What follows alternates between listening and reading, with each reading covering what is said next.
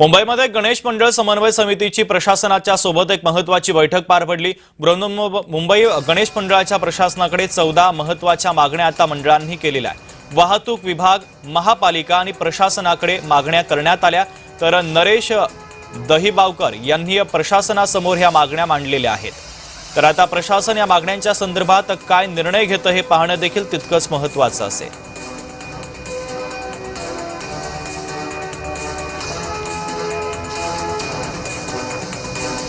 तर कोणत्या मागण्या या प्रशासनाच्या समोर मांडण्यात आलेल्या आहेत त्यावर एक नजर टाकूयात ग्राफिक्सच्या माध्यमातून।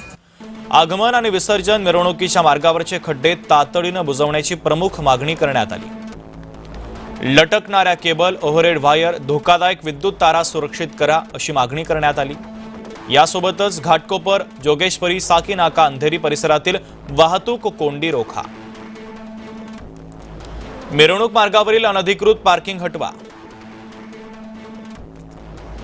वाहतूक कोंडी होणाऱ्या ठिकाणी विशेष वाहतूक नियंत्रण करा। मिरवणुकीच्या मार्गामध्ये बदल असल्यास त्या संदर्भातली पूर्वसूचना मंडळांना द्या। विसर्जनाच्या स्थळी ट्रॉली वाळूमध्ये रुतू नयेत म्हणून स्टील प्लेटची व्यवस्था हवी। विसर्जनाच्या स्थळी महिलांसाठी अधिक टॉयलेट आणि वीज व्यवस्था करा। कृत्रिम तलाव आणि नैसर्गिक जलाशयांवर जीवरक्षकांची संख्या वाढवा। फ्लायओव्हर खाली गळती, नादुरुस्त पूल आणि धोकादायक संरचनांवर उपाययोजना करा। मंडपांमधून दिवसातून 2 वेळा निर्माल्य संकलनासाठी पालिकेची गाडी उपलब्ध करून द्या।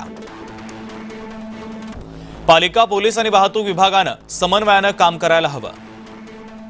या गणेश मंडळांनी मागण्या आता प्रशासनाकडे केलेल्या आहेत।